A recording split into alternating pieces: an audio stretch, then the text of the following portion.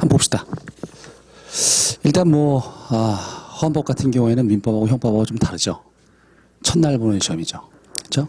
그래가지고 굉장히 긴장된 상태에서 시험을 본단 말이죠. 그래서 자기가 갖고 있는 실력을 나타내기가 쉽지 않습니다. 일단 제가 그동안 지도했던 친구들이라든가 이렇게 보게 되면 헌법에 대해서 부담은 상대적으로 민법이나 형법, 후사법에 비했었을 때 좀 좀 가볍게 생각을 하죠. 부담이 좀 덜 하죠. 근데 실질적으로 점수라든가 답안 작성하는 데 있어서는 좀 어렵습니다. 그렇죠? 그리고 그 친구들은 이제 보게 되면 기준에서 얘기하겠습니다. 일단 답안지에 대한 이해가 있어야 돼요. 답안지에 대한 이해. 중요합니다, 여러분. 뭐가 중요하냐면 답안지가 이렇게 있잖아요. 그렇죠? 이게 답안지입니다. 답안지 이제 출제위원이 이렇게 내시죠. 그러면 여러분들은 작성을 해서 이렇게 내는 거죠. 그렇죠? 그래서 출제하셨던 분들이 채점을 담당하게 돼요. 아시죠? 예. 그래서 우리가 이제 시험을 어떻게 시험장에서 답안지를 한번 써보신 분들 경험이 있으신가요? 없어요? 어때? 없어요? 아직 없어요? 어허. 한번 써봐야 되는데 제가 그 답안지를 써봤느냐라고 물었었을 때는 어떤 느낌이냐면 여러분들이 이제 우리가 실제 시험장에 들어가기 전에 학원 1순환, 2순환 거치면서 많이 연습하잖아요. 그거는 써봤다고 얘기할 수가 없는 거죠. 그 긴장된 시간 속에서 땀을 뻘뻘 흘리면서 죄송합니다.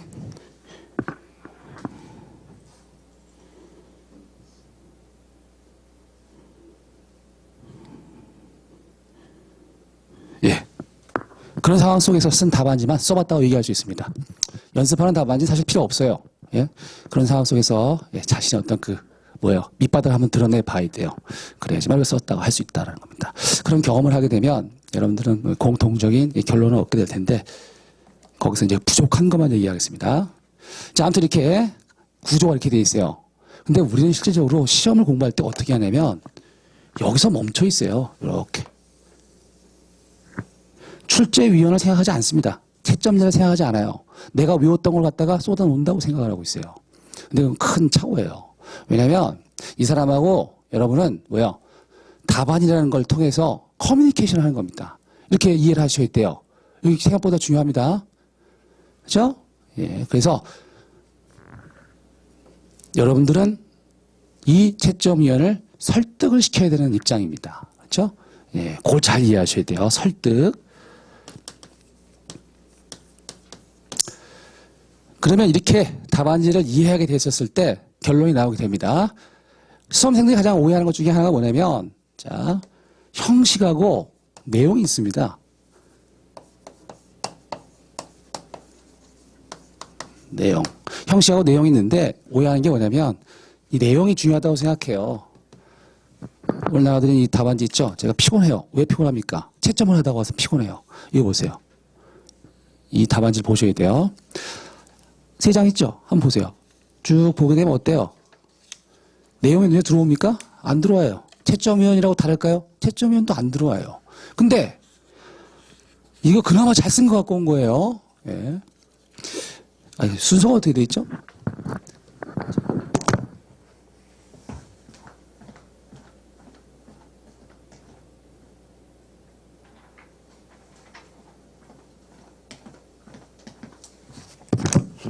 맨 앞에 있는 친구 좋습니다. 답안지 깔끔하죠? 그렇죠? 눈에 잘 들어올 것 같은 생각이 들어요. 그 다음 두 번째 그나마 깔끔한 겁니다. 이 정도면 여러분들이 얼마나 험악한 답안지를 쓰는지는 저는 한 3년 정도 거쳐서 알고 있습니다. 웃지 마십시오. 여러분들도 못지 않아요. 세 번째 답안지 보세요. 쓰다 말았죠?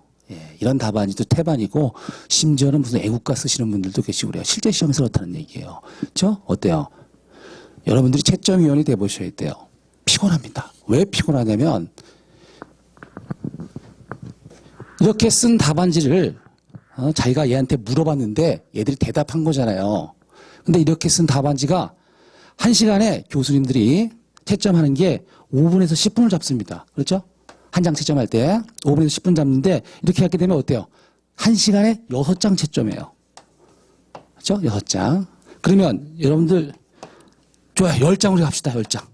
10장을 합시다. 10장을 하게 되면 하루 종일 10시간 동안 채점해봤자 뭐야? 100장이죠.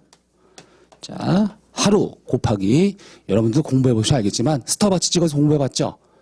10시간을 찍으려면 몇 시간을 앉아있어야 돼요? 한 14시간은 앉아있어야 됩니다. 그렇죠? 교수님들도 마찬가지예요. 저희 연구실에서는 교수님은 이제 채점하실 때는 문을 걸어 잠궈놓고 하시긴 하시는데 그때 보게 되면 피곤해요. 짜증이 나요. 늘 이렇게 날카로우고 계세요. 자, 이렇게 해서 그 더운 여름날 몇 장이에요? 5,000장 가까이 됐단 말이죠, 그때는. 그럼 며칠 찍어야 돼요? 50일인가요? 50일? 아, 물론 5,000장이 되지는 않죠. 그렇죠? 이렇게 됐는데,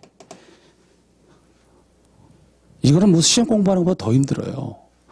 왜 힘드냐면, 여러분들이 이제 채점 연습을 한번 해보면 알겠는데, 채점을 하다 보면 정답이라는 게 있습니다. 모범 답안이라는 게. 그렇죠? 오늘 나와드렸죠? 있나요? 예시 답안 있어요? 받으셨어요? 없어요? 채점 기준표랑 그거 없어요?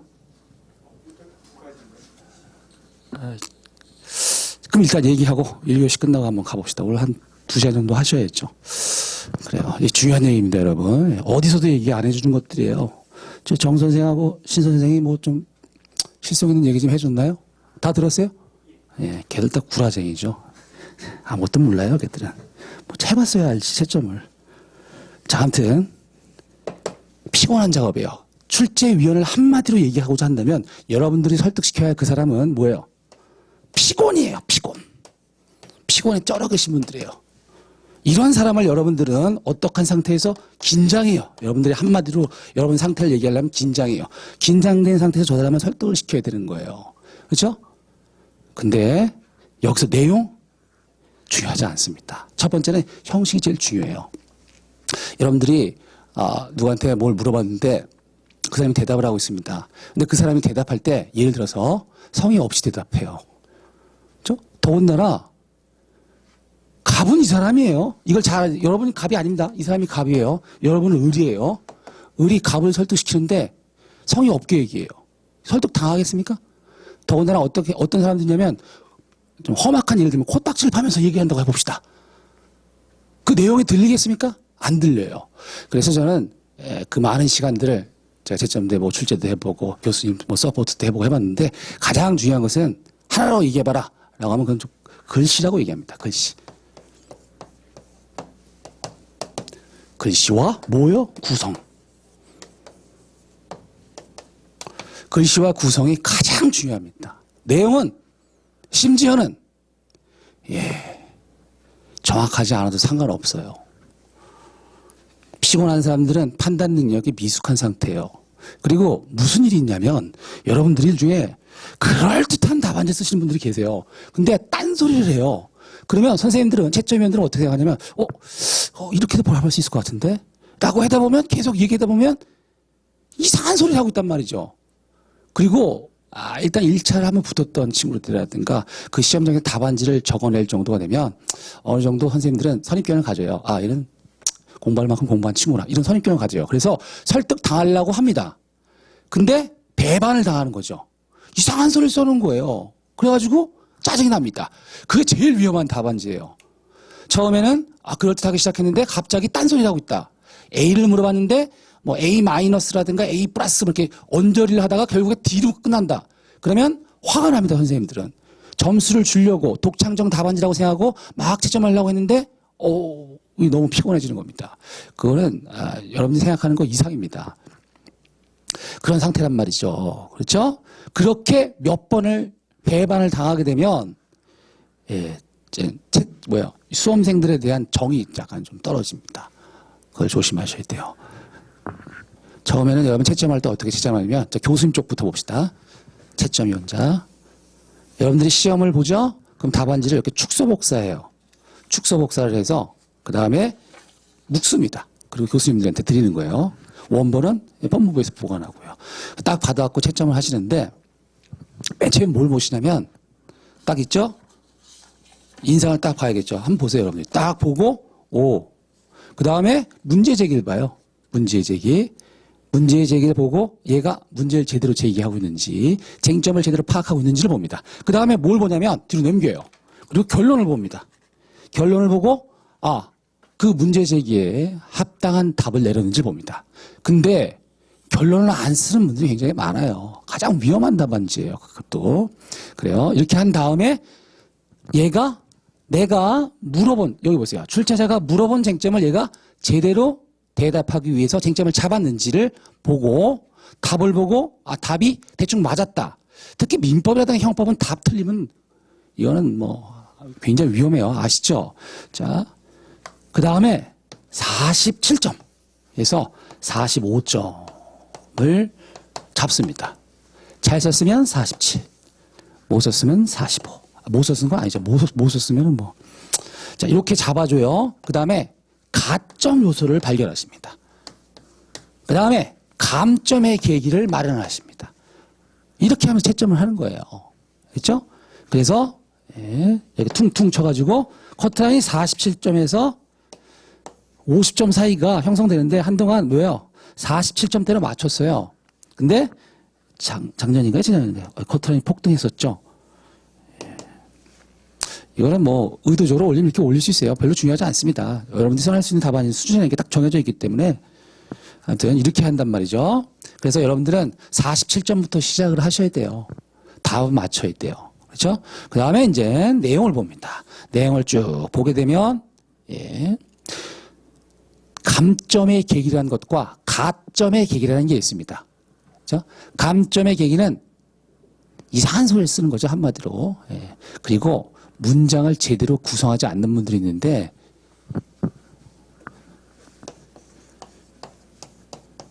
이것도 역시 형식에 가까운데 이거는 실체에 가깝습니다. 더 가까워요. 문장이라는 게 뭐냐면 답안지를 여러분들 한번 쓰는 걸 한번 봐야 되는데 내용을 이렇게 읽어보잖아요. 그러면 태생적으로 잘 쓰시는 분들이 계세요. 근데 어떤 분들은 암에 걸리신 분들이 계세요. 암에 걸렸다는 건 뭐냐면 고쳐도 고쳐지지가 않아요. 그런 분들은 꾸준한 항암 치료를 받아야 됩니다. 그것이 희한하게 안 고쳐져요. 그게 법률가적 문장이라고 흔히 얘기하는데 법률가적 문장이라는 건 없고요. 판례 문구입니다. 판례 문구. 그래서 이런 분들은 항암 치료를 어떻게 받아야 되냐면 판례 있죠. 판례 문구를 외워야 돼요. 외우면 그렇게 쓸 수 있습니다. 그렇죠? 판례 문구에 순서라는 게 있어요. 그래서 문장을 보게 되면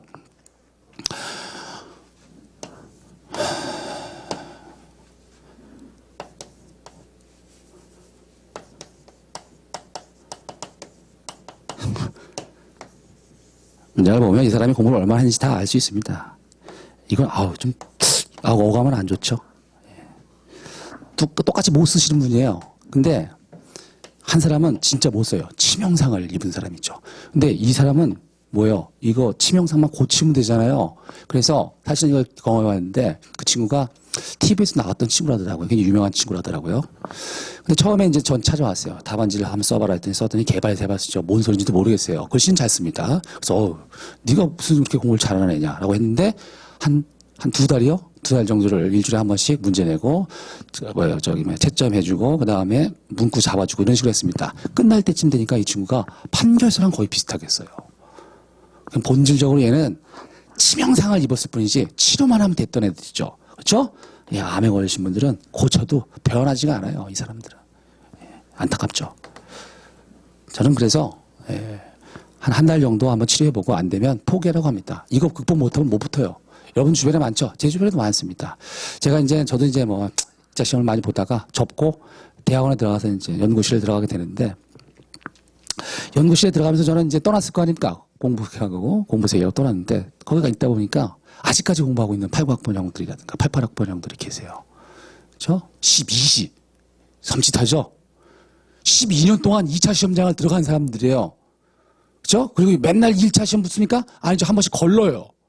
그럼 막 한 18년, 막 20년 가까이 사시만 공부하신 거예요. 섬찟하죠? 예. 그런 사람이 될 사람인지 아닌지는 제가 딱 보면 견적이 나옵니다. 섬찟한데 아무튼 여러분들이 치명상을 입은 사람이길 바랍니다. 이거는 고치기가 어려워요. 근데 예, 여성분들은 대개 치명상만 입지 암에 잘 안 걸려요.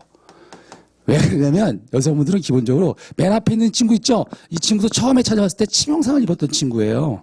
근데 보세요. 일단 구성이 좋아요. 그렇죠? 답안지 구성이 좋습니다.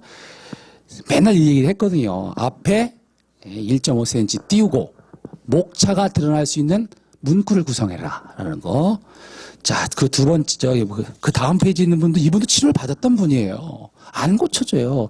이걸 어떻게 쓰겠냐면 시간 주고 쓴 게 아니에요. 정확하게 급하게 주고 이제 실제 시험장처럼 연습을 시킨 거예요. 그랬더니 그 버릇이 또 나오는 겁니다. 이건 이문이었어요. 이문. 일문 잘 쓰죠. 그러다가 이문 되면 시간이 쫓기기 시작합니다. 그러면 이렇게 쓰는 거예요. 그냥. 칸 띄고. 그래서 앞에 띈 거는 잘 했죠. 이거 옆에 앞에까지 꽉꽉 채워 쓰는 친구들도 있어요. 그렇죠? 목차가 전혀 드러나고 있지 않습니다. 교수님이 이러면 급 피곤해져요. 급 피곤. 짜증이 나죠. 그러다가 틀린 거 발견하죠? 그럼 쫙 가버립니다. 그렇죠? 예, 이게 뭐 답안 차이가 너무 많이 나죠. 그렇죠? 세 번째, 깔끔합니다. 굉장히 좋아요. 세 번째. 근데 이상한 내용을 쓰고 있는 답안지입니다. 자, 한번 보세요. 여기. 그래서 여러분들은 지금 아직 시험장에는 안 들어가 봤다고 하니까 시험장에는 금방 들어가겠죠. 시험장에 한 번, 두 번, 세 번, 네 번 여러분 주변에 많죠? 이건 전혀 중요하지 않습니다. 경험은 중요하지 않아요. 시험장에서. 딱 두 번만 하면 돼요. 두 번. 제시를 붙어야지 3시, 4시. 4시가 가장 확률이 높다고 얘기하죠. 4시가 뭔지 아시죠? 그렇죠? 그러니까 1차 붙고 동차 보고 제시 보고 떨어지고 그 다음에 1차 붙고 다시 동차 보고 제시 보고 이런 식으로 해서 네 번째 보는 게 제일 합격 가능성이 뭐 통계적으로 제일 높다고 하더라고요. 근데 원래 이때가 제일 높습니다. 제시 볼 때가. 왜냐면 이때부터는 벌써 늘어져요. 스프링이 늘어진다고 얘기를 합니다. 그걸 전문용어로. 그래서 1차랑 비슷해요. 2차는 막판에 몰아쳐야 돼요. 몰아치질 못해요. 왜? 대충 보면 다 알거든요. 그죠? 이게 이제 넘어가요. 6시, 8시, 10시, 12시, 14시, 14시도 있어요. 자, 이렇게 되면 이 사람들은 뭐예요? 예, 텐션이 없어져요. 그냥 늘어진 상태로 계속 그냥 기계적으로 반복만 하는 겁니다. 발표하면 술 한잔 먹고 한 일주일 방황하다가 다시 1차 공부하면 또 그 다음에 1차 또 붙어요. 그리고 또 다시 또 방황하다가 또 2차 또 떨어지고 방황하다가 또 다시 1차 붙고 이런 식으로 한단 말이죠. 그렇죠? 예. 그래서 아무튼 중요한 건 뭐냐면 경험은 중요하지 않다는 겁니다. 한 번에 딱 될 사람이 가고 안 될 사람이 딱 정해져 있습니다. 잔인한 얘기긴 하지만. 근데 치료를 받게 되면 어떻게 돼요? 4시, 6시. 6시 때도 좀 많이 붙습니다. 이렇게 붙는 경우도 있어요. 근데 우리한테 6시는 없죠? 몇 시가 남았죠, 지금? 4시 남았나요? 네. 아마 어떤 식으로든지 존치할 겁니다. 여러분도 아시죠? 뭐 이건 뭐 얘기가 나온 얘기인데 교수님께서 그런 얘기 하셨더라고요. 내부적으로 바이그잼을 로스쿨 출신한테만 허용하고 있는 현행 법제에 대해서 내부적으로 위헌 의견으로 직업선택의 자유를 침해한다라고 의견이 모아졌다. 발표만 남기고 있다라고 얘기해서 그게 발표가 나면 어때요? 예비시험이라든가 아니면 사시 존치로 가겠죠. 자, 아무튼 뭐 그렇죠. 무슨 소리 했죠? 무슨 소리도 얘기했죠? 여러분들 4시, 60, 80 하고 싶어도 못합니다. 여러분들은. 저 지금 그래요. 자, 아무튼 글씨 구성이 중요하다는 거 보고 여러분들이 눈에 빡빡 오죠? 그 다음에 중요한 게 뭐냐? 형식이 중요하다. 두 번째는 뭐냐면 묻는 말에 답하기입니다. 여러분 이 얘기를 너무 구태연한 얘기잖아요. 이걸 왜 하냐면 채점이라는 게 구태연한 짓이에요. 하다 보면 이걸 안 지켜요, 여러분들이. 그래서 오늘 딱 이 두 가지만 머리에 바꾸고 가세요. 시험장에서 저기 뭐 합격하고는 문강사라는 사람인데 그것만 떠오르면 돼요, 여러분들. 알겠어요? 이것만 갖고 가세요. 묻는 말에 답하기. 이거는 그러니까 쉽게 얘기해서 긴장하고 여기 집중력을 유지하고 있지 않으면 삐끗한단 말이에요. 잊어버리기가 쉽다는 얘기예요. 묻는 말에 답하기. 조금 이따 우리가 보게 될 텐데 적법요건 판단, 헌법은 적법요건 판단과 본원 판단 두 개가 있죠. 적법요건 판단에는 세 가지가 있습니다. 68조 1항, 68조 2항, 그 다음에 또 다른 거 있는데 68조 2항을 묻는데 68조 1항을 써요. 왜? 문구가 헌법성으로 되어 있으니까 헷갈린다고요. 그죠? 이건 이건 점수를 줄 수가 없어요. 그냥 피곤한 상태에서는 가장 교수님들이 좋아하는 답안지가 어떤 답안지냐면 감점하기 좋은 답안지가 제일 좋아요. 하얗게 썼거나 없다 그러면 좋아. 쭉쭉 내리고 다음 답안지 넘어가자. 이렇게 된단 말이에요. 그런 희생양이 되면 안 됩니다, 여러분. 그리고 재밌는 얘기가 뭐냐면 여러분 아시죠? 제시, 홀시, 제시, 홀시 답안지가 예전에는 이렇게 구성되는데 지금도 그렇게 되는지 모르겠는데 답안지 이 순서대로 편출이 됩니다. 그래서 잘 쓰는 답안지 여러분들의 답안지, 잘 쓰는 답안지 여러분의 답안지 이렇게 돼 있어요. 물론 이 홀시에 3시나 5시가 있을 수도 있겠죠. 근데 그래서 내 앞에 어떤 애의 답안지가 있는지도 굉장히 중요합니다. 그거 생각보다. 그래서 잘 쓴 답안지가 있다. 보세요. 앞에 깔끔한 답안지가 있는데 뒤에 딱 당기니까 그냥 확 올라오죠. 이렇게 되면 안 돼요. 이것도 운이에요. 운. 예, 웃기죠? 예, 웃길 일이 아니에요. 여러분들 진짜 시험장 가서 보면 실제로 그러세요. 교수님 얘기가 그렇다는 얘기예요. 자, 아무튼 묻는 말에 답하기. 이게 굉장히 중요하다라는 거. 이거 잊어버리지 말고 계세요. 예, 묻는 말에 답하기. 이거는 집중력을 늘 유지해야 돼요. 그 다음에 뭐가 있습니까? 묻는 말에 답해하고 그 다음에 요거는 이제 부수적인 얘기인데 특정의 문제가 있어요. 특정이 뭐냐면 답안지를 이렇게 구성하다 보면 사실관계 속에서 갑이나 을, 이 정도는 괜찮습니다. A 법원 이런 것도 괜찮아요. 서울지방법원 이렇게 주는 경우도 있고 준단 말이에요.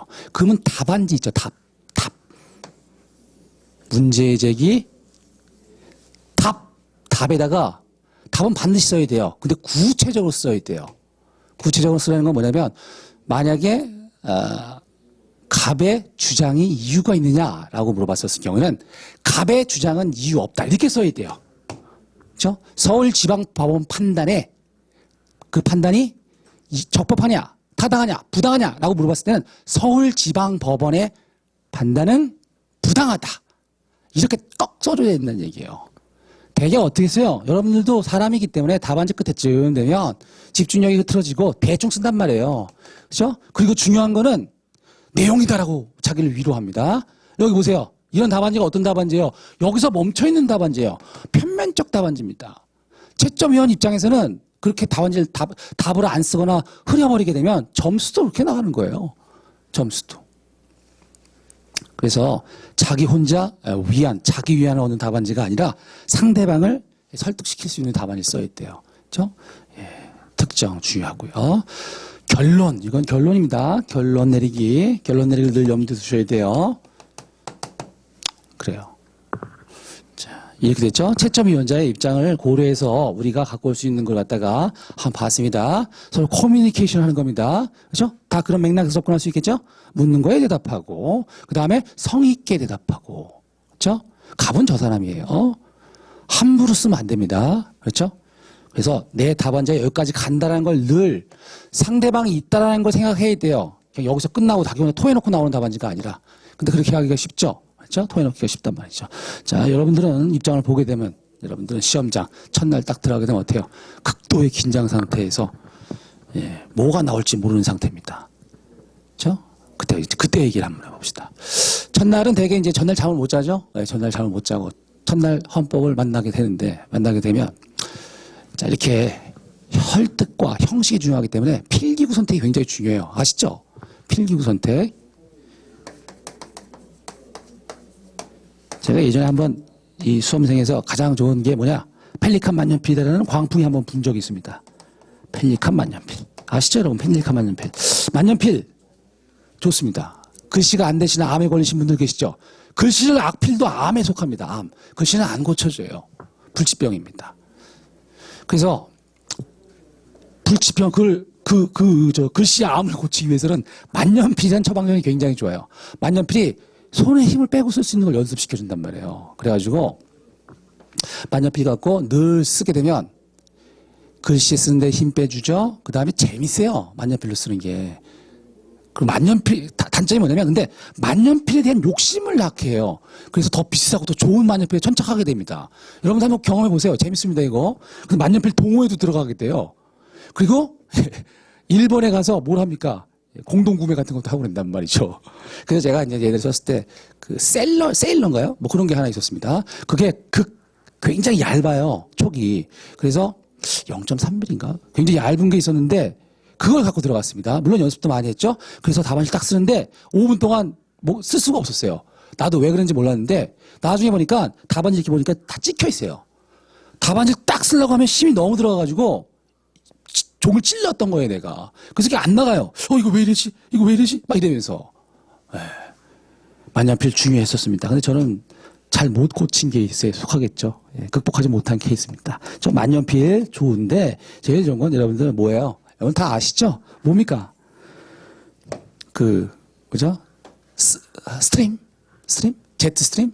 제트스트림에다가 뭘 낍니까? 제트스트림 내용을 빼고, 그 다음에, 이거 이름이 갑자기 옛날 얘기해서 기억이 안 나는데, 그 0.5mm 그 일제인데요.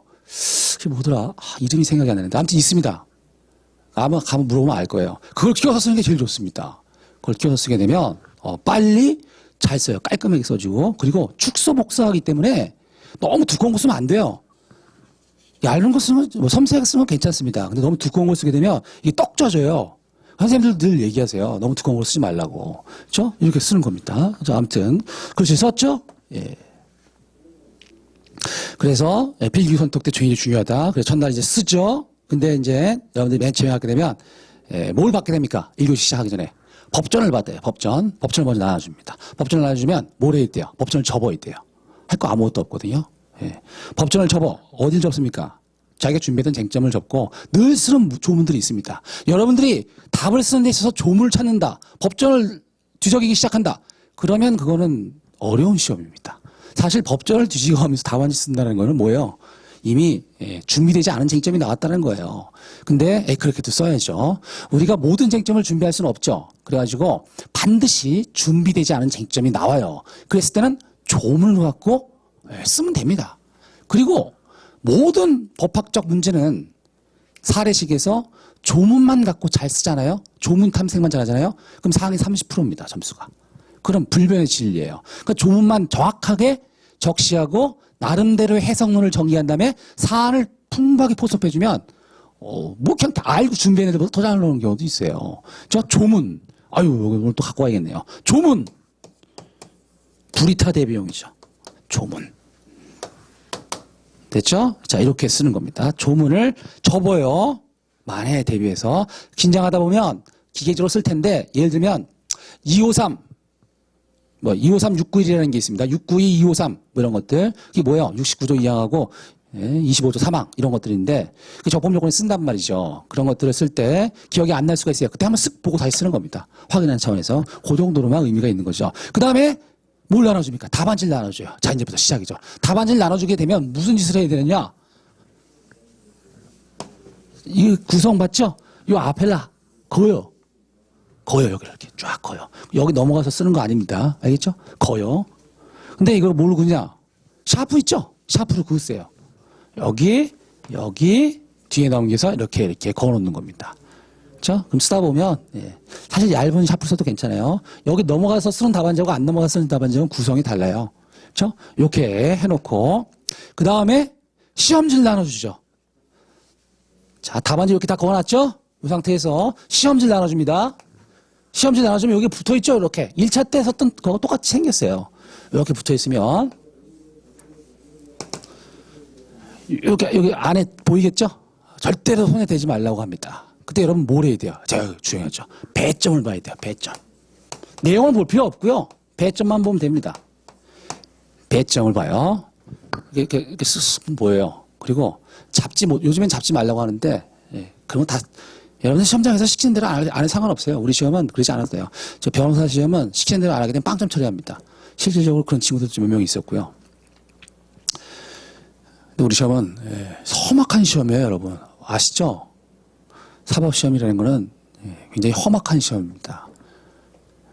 자, 그래서 배점을 싹 봐요. 그러면 15점, 5점 이렇게 다양하게 요즘에 나간단 말이에요. 그렇죠? 그러면 거기에 맞게 연필로 살짝 체크해야 돼요. 칸을.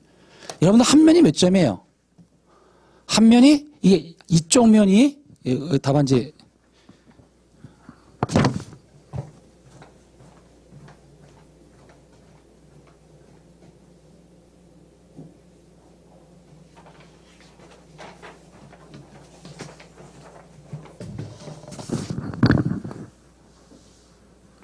답안지 이게 50점짜리죠? 50점짜리입니다. 이게 25점, 이게 25점이에요. 그렇죠? 자, 그래서 여기에 맞게 하면 됩니다. 이거 25점을 갖다가 2로 나누면 얼마예요? 12.5죠? 12.5. 여기다가 12.5예요. 그거를 생각해서 연필로 살짝 그어놔야 돼요. 배점을 나눠놔야 돼요. 순서에 따라서. 왜 이걸 하느냐? 예, 심리적 안정을 얻기 위해서죠. 그리고 이게 많이 도움이 돼요. 실질적으로 또 경험도 많이 했었고요. 그렇죠? 이렇게 해놓습니다. 그리고 땡 치게 되면 칼로 이렇게 오리세요. 찢으면 안 돼요. 칼 준비해서 오리는 거 쉽잖아요. 오려 이렇게. 왜 오려야 돼요? 이걸 대충 찢기면 자꾸 이렇게 보다가 보면 이거 자꾸 붙어요. 그러니까 깔끔하게 찢어서 버리고 쫙 펼치고 그 다음부터 뭘 하게 됩니까? 문제를 읽습니다. 문제를 읽는데 어떻게 읽어야 되죠? 꼼꼼하게 읽어야 되죠. 그렇게 하나요? 이렇게 하면 안 되죠. 가장 먼저 봐야 되는 건 뭐냐면 자, 이제 문제집으로 봅시다. 문제집을 보게 되면 이렇게 나와가죠. 제1문. 예. 그 다음에 문제가 있고 밑에 설문이 있고 설문부터 봅니다. 설문부터 본다. 나 뭘 묻는지를 먼저 봐야 돼요. 헌법은 그렇습니다. 다른 시험은 더 그래요. 헌법은 두 가지라고 했죠. 적법요건 판단과 본원 판단. 딱 두 가지라고 했단 말이죠. 그래서 얘가 뭘 묻고 있는지를 봐야 돼요. 1번 갑이 제기한 어쩌고저쩌고에 대한 헌법소원심판 청구가 적법성을 묻는구나. 적법요건 판단을 묻는구나. 헌법소원심판 청구 691인지 692인지를 봐야 돼요. 이게 여러분 50점을 좌우한다는 거. 그렇죠? 25점에서 50점을 좌우하는 겁니다. 그래서 691이다 하고 있었을 때 어때요? 써놔야겠죠.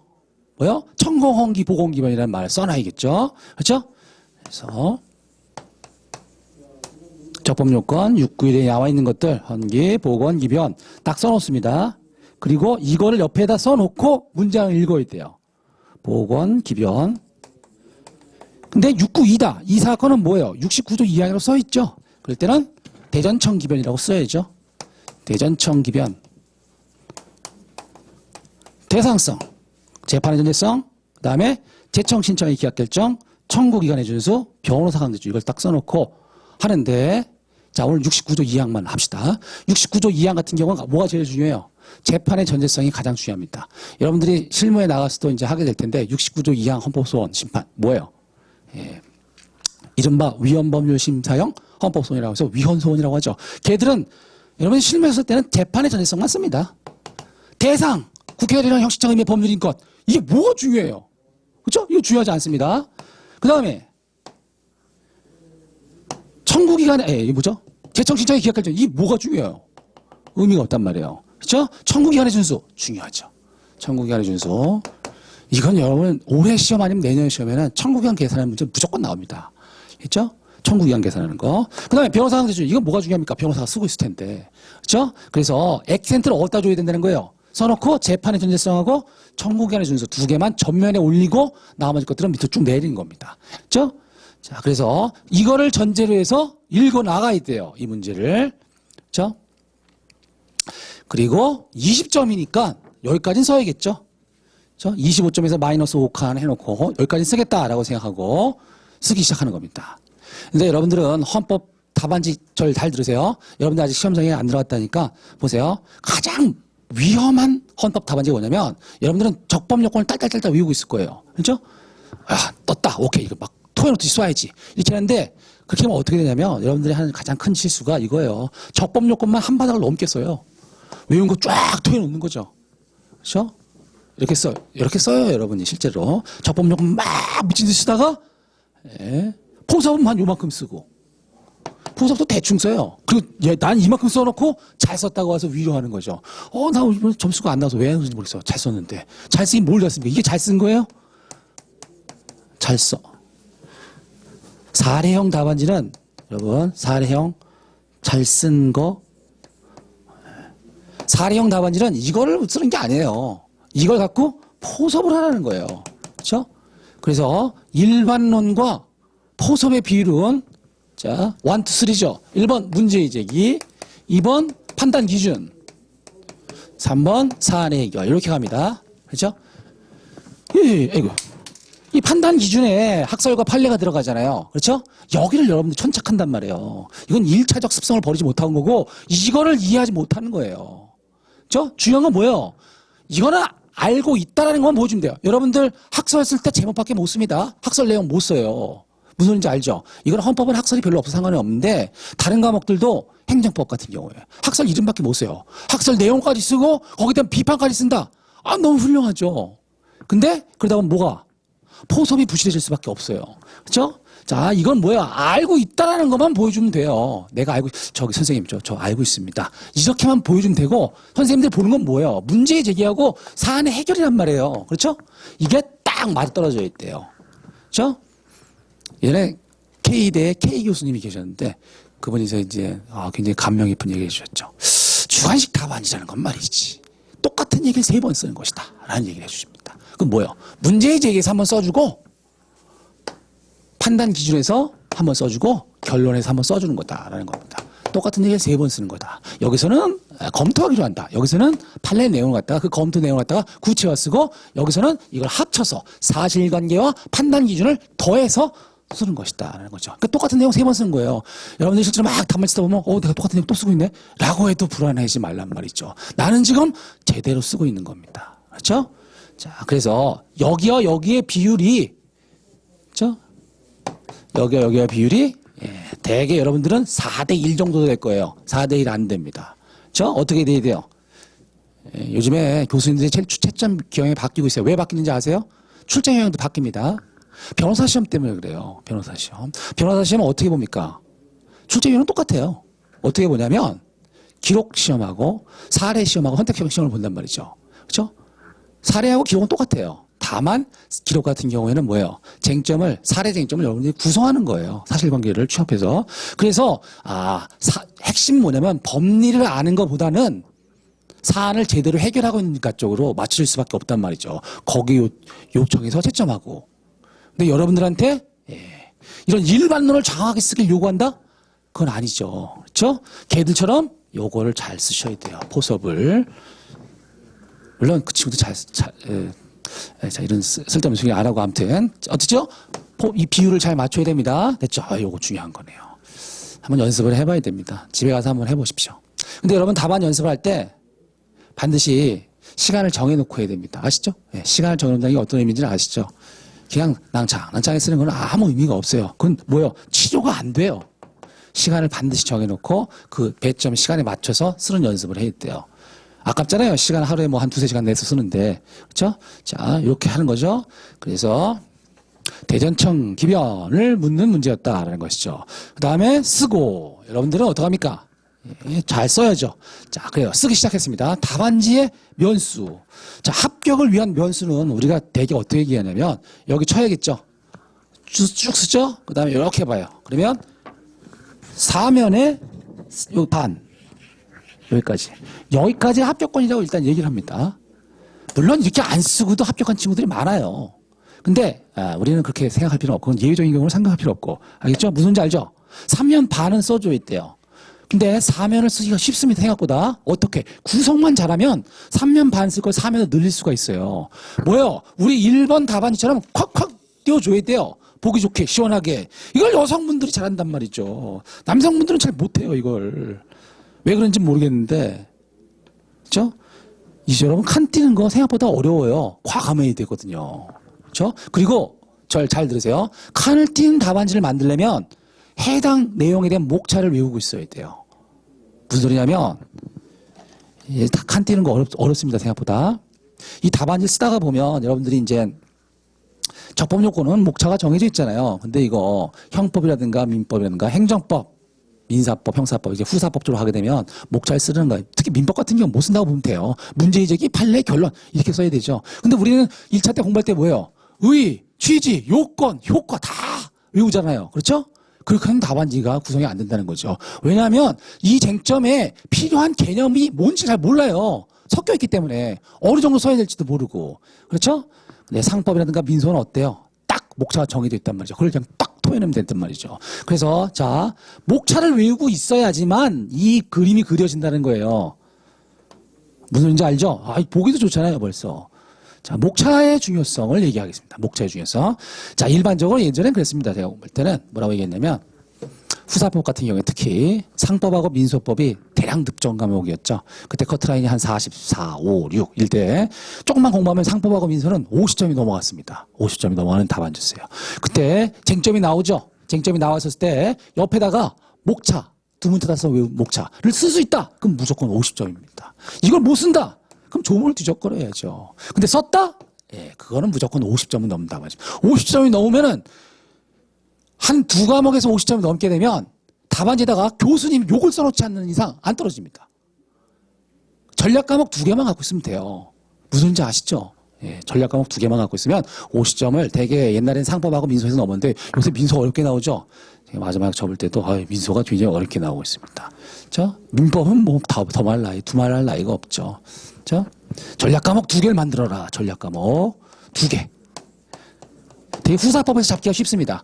헌법, 민법, 형법, 전략 과목으로 만들겠다. X 택도 없는 소리죠. 예. 근데 민법은 전략 과목 되기가 쉬운데 민법을 고득점 하시는 분들은 전략 과목에서 고득점 하는 게 아니에요. 우연치 않게 잘 썼는데 잘 맞은 거예요. 민법은 전략 과목을 하면서 고득점 할 수 있는 과목이 아니에요. 아시죠? 예. 민법은 그런 특성을 갖고 있습니다. 그래서 되게 후사법을 잤습니다. 형소법, 요즘에 추세는 형소법이던데 어때요, 여러분? 그래서 전략 과목 두 개를 잡고 전략 과목이라는 건 뭐냐면 50점, 45점을 기준으로 했을 때 50점을 넘는 점수를 안정적으로 받을 수 있는 것을 얘기합니다. 이렇게 두 개. 그리고 이렇게 하잖아요. 전략 과목이 두 개 있잖아요. 그럼 희한하게 나머지 5과목 중에서 한 과목이 대박이 나와요. 희한하게. 그러면 3개가 50점이 넘는다. 예. 교수님한테 욕서도 붙습니다. 잘하면. 꽈락만 안 맞으면 붙어요. 50점 넘는 과목 3개 있다. 이건 땡큐죠. 이거는 지금 45점에서 47점 커트라인 형성됐을 때 얘기를 하는 거예요. 자, 이렇게 했죠. 그래서, 자, 3면 반이 합격권이다. 라고 하고, 그 다음에 4면까지 다 채운다. 그러면 뭐, 교수님들도 점수 후하게 줍니다, 일단. 근데 이 1문이죠. 1번. 우리는 이걸 소위 1번 답안지라고 합시다. 1번 답안지를 보게 되면 좀 휑한 느낌은 있어요. 휑한 느낌이세요. 뭐예요? 한 목차 안에 쓰는 것들, 이 내용은 3줄 이상은 돼야 돼요. 기본적으로. 여기 맞추면 됩니다. 쓰다 보면 칸을 늘릴 수도 있고 줄일 수도 있어요, 여러분들이. 그래서 한 목차에 3줄이 가장 안정적 느낌을 줍니다. 그 다음에 글자 수는 28자. 별걸 다 해야 했네요. 그렇죠? 예, 채점을 많이 하고 하다 보면 이런 걸 고민한단 말이죠. 한 줄에 28자가 들어가는 글씨가 가장 채점위원한테 통계적으로 봤을 때 안정적이더라라는 거죠. 28자 좀 약간 휑한 느낌이 있습니다. 근데 28자에서 32자.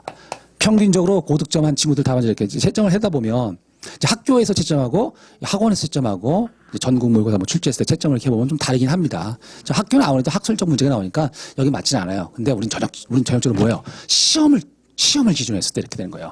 28에서 32자가 나오게 되면 글씨가 좀 커야 돼요. 그리고 자간도, 예. 글씨와 글씨 사이를 뭐라고 합니까? 자간이라고 얘기하죠. 그렇죠? 예, 자간도. 이건 뭐 습관이에요, 사실 여러분들이. 예, 글씨가 얼마나 중요하냐면, 지금 보세요. 예전에 이제 제가 지도하던 친구 둘이 있었는데, 한 친구는 툭 치면 모르는 게 없어요. 그걸 A라고 합시다. B. A는 모르는 게 없어요. 야, 너 68조 2항으로 말이야. 들어보세요. 이거 쟁점이었어요. 68조 2항으로 법률하고 시행령하고 같이 갖고 들어갔어. 대상성하고 재판에 대해서 한번 따져봐. 판례가 어떻게 갔었니? 뭐 이런 걸 물어본단 말이죠. 이거 올해 아니면 내년에 나옵니다. 68조 2항으로 시행령을 갖고 왔었을 때 어떻게 되느냐. 이 문제. 그죠? 어떻게 되나요? 대상적 격은 당연히 없죠.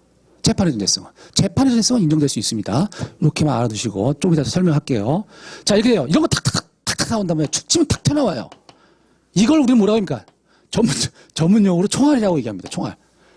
실전에서 쓸 수 있는 지식을 총알이라고 얘기해요. 1차도 마찬가지예요, 여러분. 툭 치면 탁 튀어나오는 것만 여러분들이 시험장에 쓸 수 있는 지식이에요. 그렇죠? 고민해서 설득할 수 있는, 이건 말도 안 되는 거죠. 특침 탁 치는 거. 얘는 총알이 굉장히 많은 친구였어요. B는 몰라요, 얘는. 물어보면 몰라요. 형, 그게요.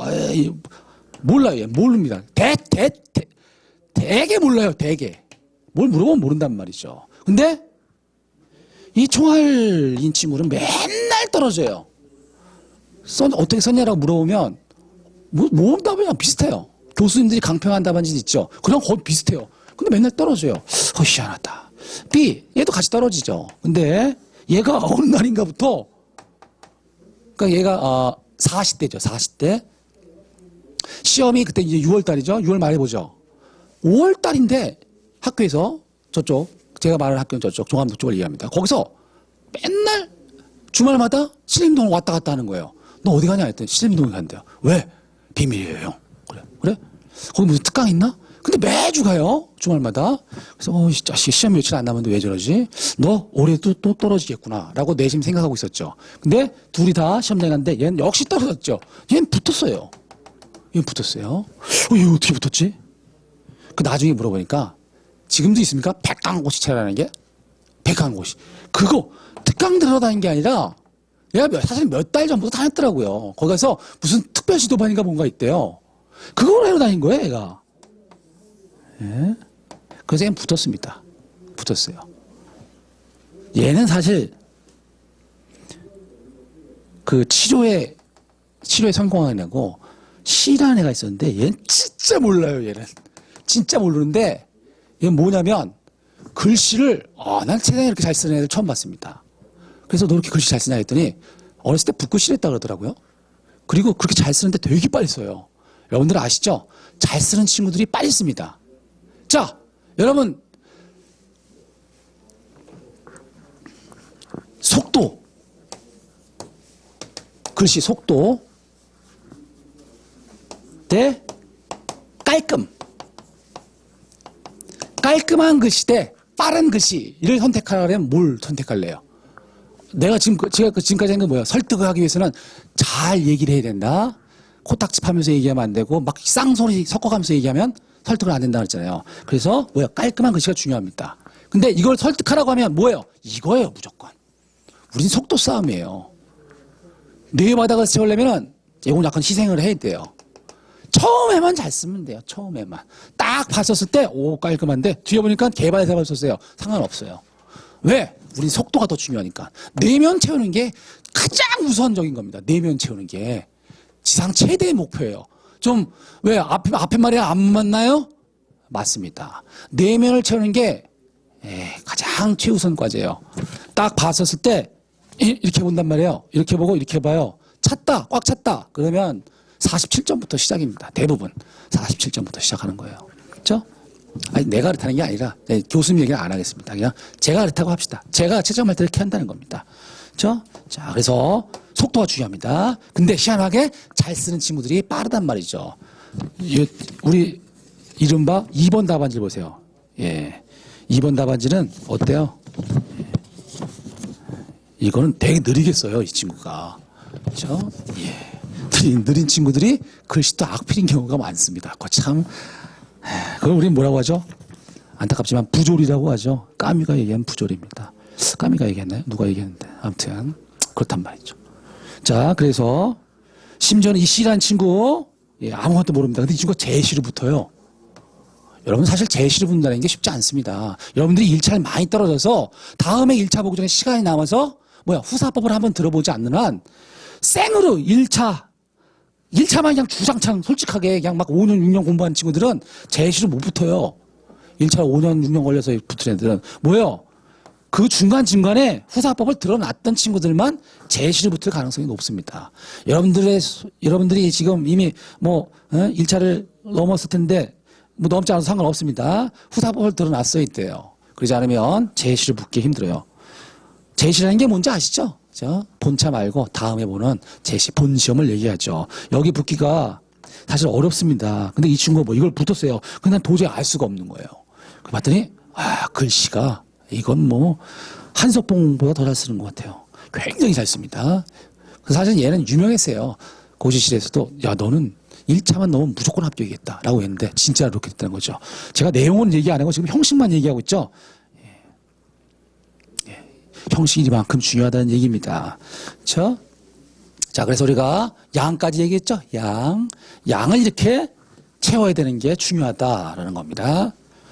속도, 양과 비례하죠. 네, 부조리 이야기도 느린 사람이 글씨도 악필이다. 자, 그래요. 그래서 이렇게 봤고요. 조금 쉬었다가 이제 본격적으로 내용을 한번 들어가 볼 텐데, 잠깐만요. 여기도 한번 해봅시다. 여자분들은 잘 안 그러시는데, 남자분들 그런 경우가 있습니다. 여러분 시험장에 들어가면 예전에 그런데 지금은 그런지 모르겠습니다. 기선제압이라는 게 있어요. 기선제압. 오늘 참 재밌는 얘기 많이 하네요. 기선제압이 뭐냐면, 이 시험장 있죠? 그게 점수를 많이 좌우해요, 사실은. 이제, 자, 법전을 나눠주고, 시험지를 나눠주게 되면, 시험지를 나눠준 다음에는 시험장에 나가게 되면 못 들어옵니다. 아시죠? 못 들어와요. 시험지를 배분하는 순간 얘기합니다. 화장실 갔다 오실 분은 빨리 갔다 오세요. 시험지 나가면 못 들어옵니다라고 얘기해요. 그러면 여자분들은 자, 분위기 벌써 이제 법전 나눌 때부터 삭막해집니다. 그럼 나가요. 공부한 걸 갖고. 그래서 솔직히 제가 한번 물어봤습니다. 야, 너 그때 시험 시간 전에 나가고 감독관이 들어오라 했는데 나가서 뭐 했냐? 그랬더니 옆에 이렇게 보니까 막 넘기고 있는 거예요. 암기 노트, 자기 서버 노트를 막 넘기면서 막 보고 있어요. 너 눈에 들어오디? 그러니까 아니요, 오빠 하나도 안 들어와요. 그럼 왜 그 짓 하고 있어? 그래, 마음 편해지더라고요. 그러더라고요. 뭐냐면 그런 모습을 남자들은 잘 안 합니다. 여자애들은 다 나가서 막 넘기면서 막 들어오세요. 그래도 안 들어가요. 막 남자애들은 저 왜 저래 하면서 훅가시만 잡고 있고 이러고 있단 말이죠. 그걸 우리는 기선제압이라고 얘기하죠. 그게 사실 지금 어때요? 대다수의 법조인이 여성으로 채워지고 있습니다. 그런데 하나하나에서 차이가 나는 거예요. 예전에 좀 극단적인 예를 들면 뭐가 있었냐면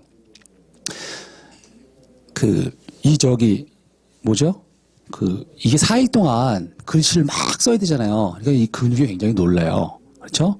여성분들은 이게 약해가지고 인대가 늘어난 친구들이 좀 있었어요. 아무튼 시험 시작하기 전에 팔을 이렇게 걷습니다. 그러면 여기 파스가 이만큼 붙어 있어요. 그리고 막 흔들어요, 뭐를. 그리고 칙 뿌립니다. 그럼 주변 남자들 다 쫄아요. 와, 어마어마하다. 그게 기선제압입니다, 여러분. 여성분들이 할 수 있는 건 그거예요. 그렇게 되면 주변의 사람들이 벌써 쫄아요. 그게 얼마 안 큰 것 같죠? 웃기지만 그런 게 좀 있습니다. 아무튼 이러한 그런 아름다운 문화들이 사라질 위기에 놓여 있어서 참 답답합니다. 여러분들 이 시험이 굉장히 이게 참 매력적인 시험입니다. 잔인한 시험이기도 하고 이 세상 어디에도 없는 경험을 하고 계신 거잖아요, 여러분들이. 아무튼 끝이 좋게 끝나긴 해야 할 텐데 아무튼 그래요. 기선제압.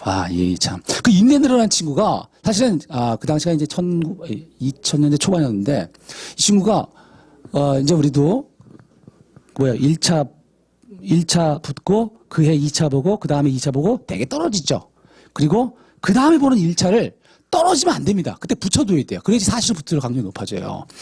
떨어져요, 되게 떨어지면 남자분들은 대부분 떨어져요. 그러면 2차를 보고 났기 때문에 다시 이때부터 1차 공부할 수가 없잖아요. 그러면 다음에 1차를 새로 보기 전까지 뭘 하게 되냐면 2차 공부를 한단 말이에요. 그래서 이제 스터디를 되게 합니다. 지금 신림동에서 하는지 모르겠는데 옛날에 그래서 무슨 사이트 있잖아요. 유명한 사이트. BJ 사이트인가요? 법정인가 이런 거 있잖아요. 거기 보게 되면 답안 작성 연습 이런 걸 딱 올린단 말이에요. 그건 뭐예요? 우리 한번 2차 한번 봤다는 거죠. 그렇죠? 그래서 다 모여서 한단 말이에요. 근데 이제 저도 이제 한번 후배가 한 달에 한번 가봤었는데 갔더니 어떤 여자애가 팔에다가 붕대에 감고 있었는데 궁금해서 물어봤습니다. 넌 왜 떨어졌어? 라고 물어봤습니다. 그래서 자기는 답안지 쓰다가 인대가 늘어나서 못 썼다는 거예요. 그래서 떨어졌다는 거예요. 그래서 내가 속으로 웃었죠. 말도 안 되는 소리를 하고 있다. 내가 인대 늘어나서 답안지 못 써 떨어졌다는 사람은 그 오랜 기간 동안 들어본 적이 없다. 그래서 속으로는 비웃었는데 사실은 실제로 그랬던 거였어요. 얘가 그 다음 해에 1차를 얘가 붙게 되는데 2차를 끝까지 붙게 되는데 생으로 붙게 되는데 28등인가로 붙었어요. 28등. 그때 1000명 시대였는데 굉장히 훌륭한 점수죠. 그렇죠? 그래서 네가 인대 늘어서 못 썼다는 게 정말이었구나라고 지금 어디선가 검사를 하고 있을 텐데 너 그러면 그 늘어나는 인대가 어떻게 했냐 했더니 얘가 뭐죠 이거 진통제인가요? 뭐 이런 걸 맞고 하면 안 아픈 거야? 뭐 주사를 맞고 가서 봤다는 거예요. 시험을 보기 들어가기 전에. 그래서 이 도핑 테스트 같은 것도 해야 된다. 예, 이거 안 되는 거 아닙니까 그거? 예. 수단과 방법을 가리지 않고. 제 글씨 얘기를 이렇게 왜 많이 하냐면 사실은 워드로 시험 봐야 돼요. 예, 예. 여러분 한번 답안 쓴 거 좀 한번 봅시다. 쟁점 잡은 거 시험. 암에 걸렸는지 치명사랑을 입고 있는지.